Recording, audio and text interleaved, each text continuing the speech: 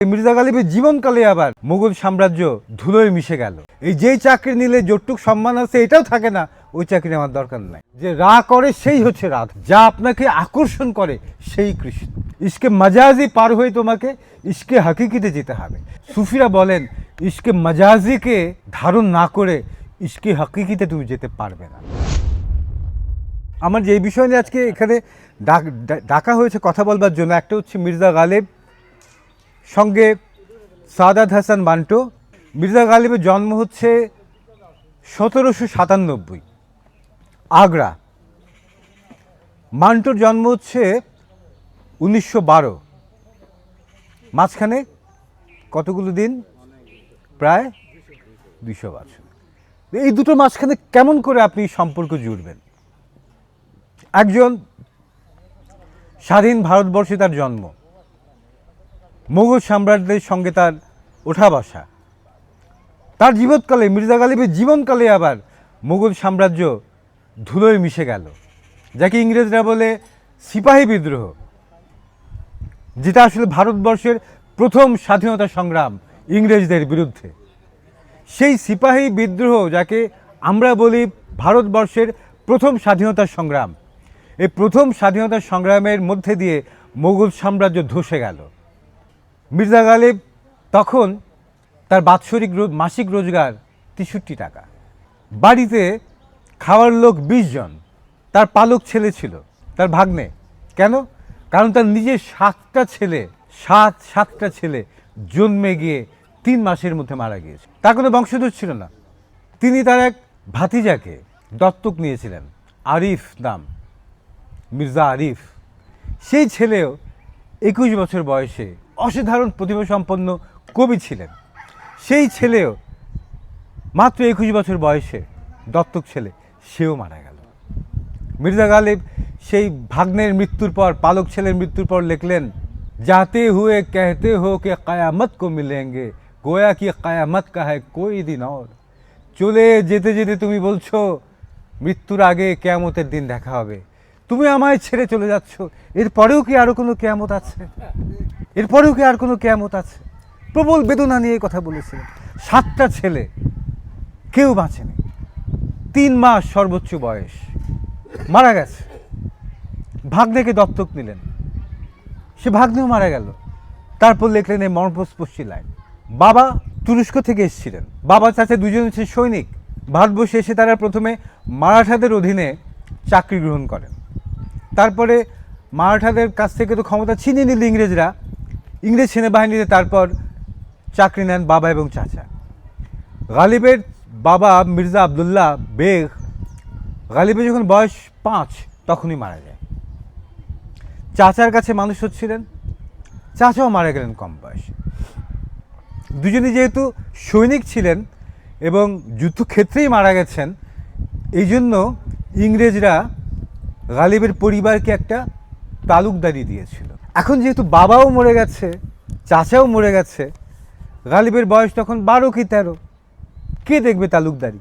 ফলে ইংরেজরা এটা তার কাছ থেকে নিয়ে গিয়ে এক জমিদারের অধীনে দিয়ে দেয় আরেকজন, এবং সেখান থেকে মাসে মাসে গালিবের পরিবার মাসোহারা পাওয়া শুরু করে। প্রথম এটা ছিল বছরে 1010 রুপি, এবং সে আমলে 1010 রুপি কিন্তু আপনি বুঝতে পারছেন কত, যেখানে 1 টাকা হলে 1 মাসের বাজারে খরচ হয়ে যায় একটা বড় পরিবারের, সেখানে 10,000 রুপি ওই আমলে।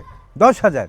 দিন যত যেতে থাকে কি হয় যে কম বয়সে গালিব নাবালক আরও সব লোক জুটতে থাকে। যে জমিদারের অধীনে এই জমিদারিটা দিয়ে তাকে মাসোহারা দেওয়ার কথা বলে, ওই জমিদারের লোক আরও কোত্থেকে লোক নিয়ে এসে এটার মধ্যে শরিক বসিয়ে দেয়। এবং যখন গালিবের পূর্ণ বয়স, প্রতি মাসে তার মাসোহারা গিয়ে থাকে মাত্র 62 টাকায়। 20 জন পরিবারের লোক, চাকর বাকর সহ, ভাগ্নের 2 ছোট ছোট ছেলে, আর মোগলাই মেজাজ। খাওয়া থাক না থাক, বাড়িতে তো জাঁকজমকের অভাব থাকলে চলবে না। প্রতিদিন কাবাব খেতে হবে সন্ধ্যাবেলা, 3-4 রকমের কাবাব ছাড়া রাতে খাওয়ার প্রশ্নই ওঠে না। 5-6 রকমের মিষ্টি থাকতে হবে, বাদাম থাকতে হবে, আখরোট থাকতে হবে। আমদানি হচ্ছে মাসে 62 টাকা। ধার দেনা জমে গেল, প্রচুর ধার দেনা। কিন্তু তাজা ফুল চাই, ভালো কাপড় চাই, ভালো জুতো চাই, পালকি ছাড়া চলাফেরা করেন না। চাকরির আহ্বান পেলেন, তখন দিল্লি কলেজ প্রতিষ্ঠিত হয়েছে। দিল্লি কলেজের যিনি প্রিন্সিপাল তিনি গালিবের বন্ধু ছিলেন। আপনারা জানেন কি না, মোগল আমলে এবং তারপরে হাজার হাজার ইংরেজ উর্দু কবি ছিলেন। এটা কি আপনারা জানেন? হাজার হাজার ইংরেজ উর্দু কবি ছিলেন এবং ওই উর্দু কবিদের আলাদা সংকলনই পাওয়া যায়। গালিবের এরকম 5-6 জন ইংরেজ কবি শাগের ছিল, যারা উর্দু ফার্সিতে কবিতা লিখত। তার মধ্যে স্যার হ্যামিল্টন নামে একজন তার শিষ্য ছিলেন, খুব ভালো উর্দু কবি ছিলেন স্যার হ্যামিল্টন, গালিবের শিষ্য শাগির।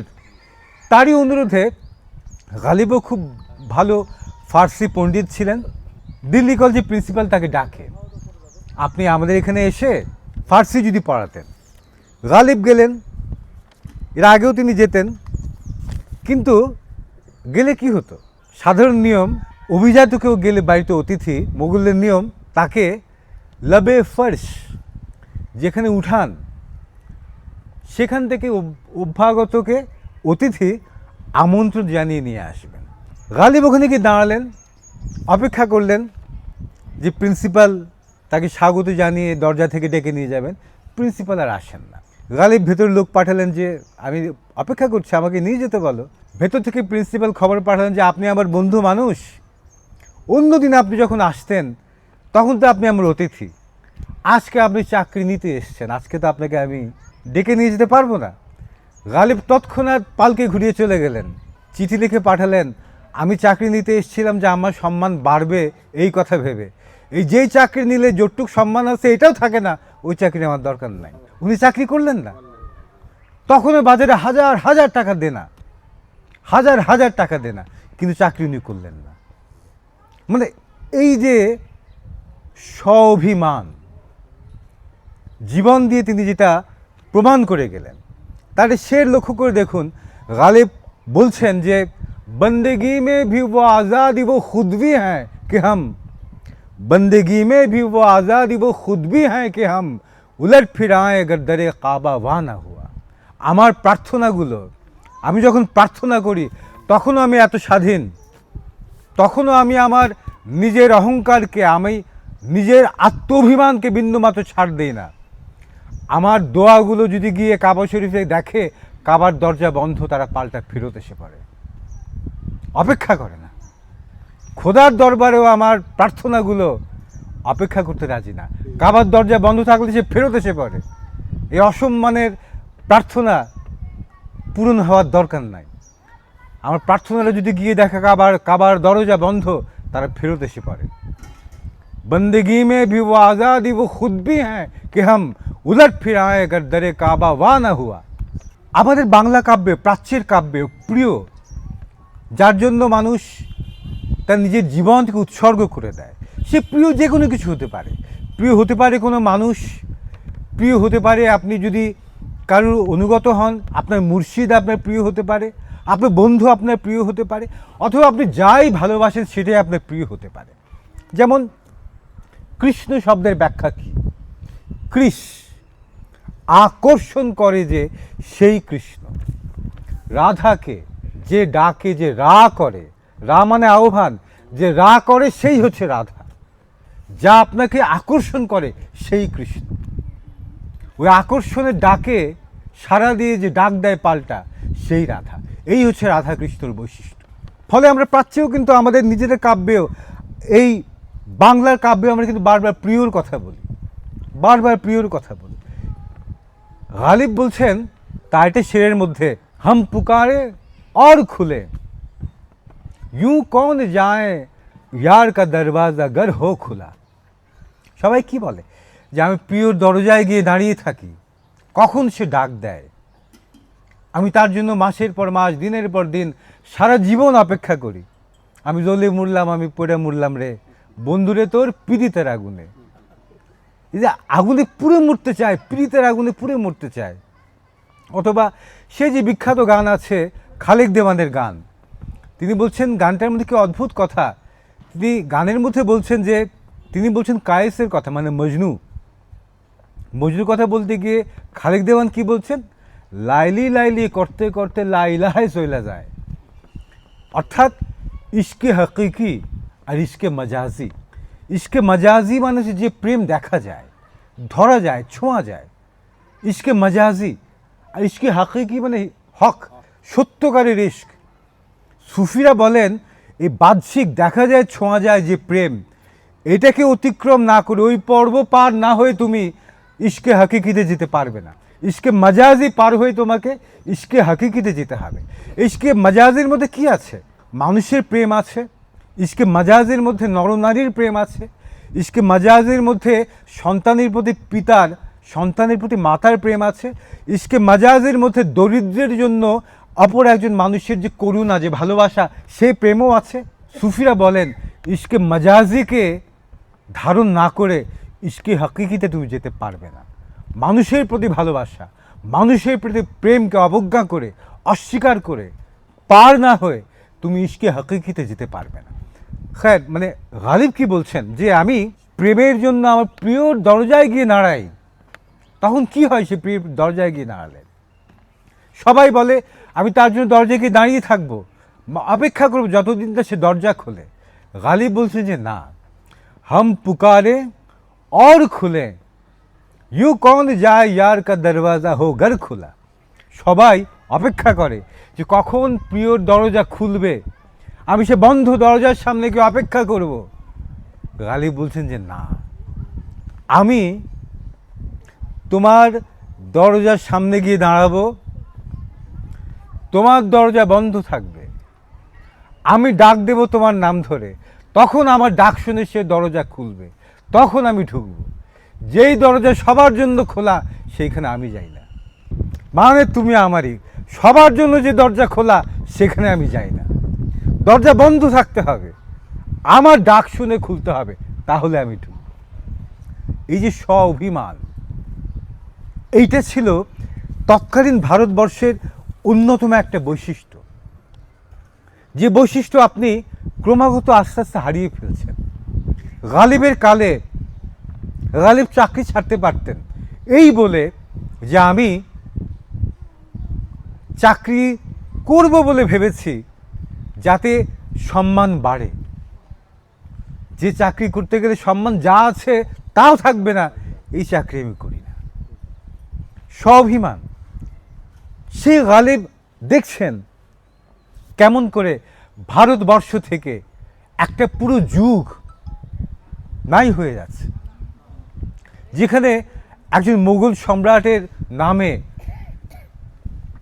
পুরো ভারতবর্ষ এক হয়ে থাকতো। সেখানে গালিব নিজে চাকরি খুঁজবেন কি মুঘল দরবারের কাছে গিয়ে? খোদ মুঘল সম্রাট, শেষ মুঘল সম্রাট বাহাদুর শাহ জাফর, তিনি নিজেই মাসোহারা নিয়ে চলেন ইংরেজদের কাছ থেকে।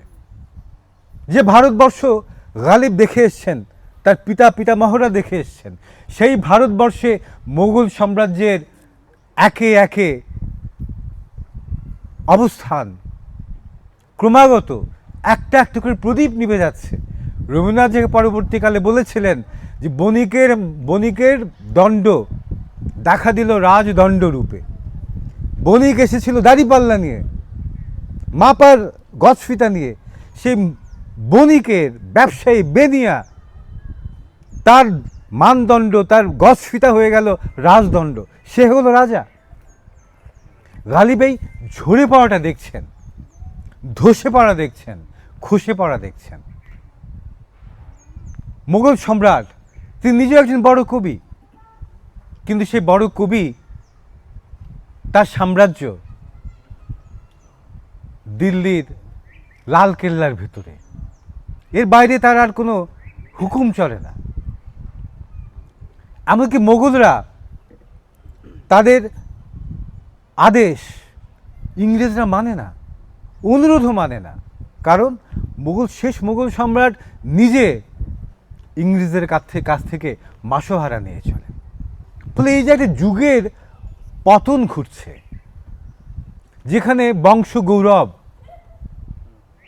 যেখানে ঐতিহ্য সবচাইতে বড় বলে গণ্য করা হতো, সেই যুগ শেষ হয়ে যাচ্ছে। কোন যুগের আগমন ঘটছে? আগমন ঘটছে এমন এক যুগের যেখানে অর্থ ছাড়া আর কোনো কিছুর কোনো মূল্য নেই। যেখানে আপনি অর্থ দিয়ে বংশ গৌরব খরিদ করতে পারেন, যেখানে আপনি অর্থ থাকলে আপনি জ্ঞানীগুণী না হতে পারেন, অজস্র জ্ঞানীগুণীকে নিয়ে এসে চাকরি দিয়ে নিজে জ্ঞানীগুণীদের মালিক হয়ে যেতে পারেন। গালিব দেখছেন এরকম একটা যুগের পতন ঘটছে। মোগলদের যুগ, বংশ গৌরবের যুগ, সুলতানে মুগলিয়া, সুলতানে তৈমুরিয়া শেষ হয়ে যাচ্ছে। গালিব বলছেন, তা বিখ্যাত আর শের, সেই শেরের মধ্যে মির্জা গালিব বলছেন যে मत पूछ कि क्या हाल है मेरा तेरे पीछे, तू देख क्या रंग है तेरा मेरे आगे। তোমার পেছনে পড়ে গিয়ে আমার কি হাল জানতে চেও না, তুমি বরং দেখো আমার সামনে তোমার জগতে কত কত নতুন নতুন রং এসে হাজির হচ্ছে। তিনি বুঝে ফেলেছেন যে যুগ তিনি দেখে এসেছেন সে যুগ অতীত হয়ে গেছে, সে যুগ আর ফিরে আসবে না। ফলে তিনি অনাগত কালকে ডেকে বলছেন, আমার যুগ তো অতীত হয়ে গেছে, আমার কাছে আর কিছু জানতে চেও না, তোমার সামনে এক নতুন ভবিষ্যৎ অপেক্ষা করছে, তুমি দেখো সেই নতুন ভবিষ্যৎ কত নতুন নতুন রং নিয়ে তোমার সামনে এসে হাজির হয়। কাবা মেরে পিছে হ্যাঁ, কলিসা মেরে আগে। তিনি বলছেন যে কাবা মেরে পিছে হ্যাঁ, কলিসা মেরে আগে। কলিসা মানে কি? গির্জা। কাবা মানে আমাদের কাবা। মোগলদের যুগ শেষ, কাবা মেরে পিছে হ্যাঁ, সামনে ইংরেজদের যুগ, কলিসা মেরে আগে, আমার সামনে হচ্ছে গির্জা। ফলে আমার যুগ অতীত হয়ে গেছে, মির্জাটা বুঝতে পেরেছেন। এবং তিনি তার কালে যখন সমস্ত মুসলিমরা শিক্ষা দীক্ষা আধুনিক ইংরেজি শিক্ষা থেকে পুরোপুরি মুখ ফিরিয়ে নিয়েছে, বহুদিন পরে সর সৈয়দ আহমেদ, মৌলানা কারামত আলী খান সাহেবরা নতুন করে ইংরেজদের আধুনিক শিক্ষায় মুসলিমদেরকে নতুন করে ফিরিয়ে আনার চেষ্টা করেন আলিগড় মুভমেন্টের মধ্যে দিয়ে। সেই আলিগড় মুভমেন্টের শুরু করবার দিকের সর সৈয়দ আহমেদের অন্যতম উৎসাহদাতা ছিলেন মির্জা গালেব। মির্জা গালেব তার একজন বন্ধুকে বলছেন আমি কি পড়াবো, আমার ছেলেকে কি পড়াবো, কি মুহাদ্দিস বানাবো না কোন মাদ্রাসায় পড়াবো, কি করাবো? গালিব উত্তর দিয়েছেন ফার্সিতে বলে, মুর্দা পরিবর্তন মুবারক্কর জেস্ত। মুর্দাকে প্রতিপালন করার দরকার নেই, যে জীবিত তার দিকে নজর দাও। ওই পুরনো শিক্ষা গ্রহণ করে আর সমাজে টিকে থাকতে পারবে না। মুর্দা পরিবর্তন মুবারক্কর জেস্ত। এই মৃতকে প্রতিপালন করে লাভ নাই, মৃতর সামনে আদর করে মুখের সামনে খানা তুলে ধরে লাভ নাই। যে মরে গেছে সে মরেই গেছে, যে জীবিত তাকে প্রতিপালন করো, তার দিকে নজর দাও। ইংরেজি নতুন শিক্ষার দিকে নজর দাও।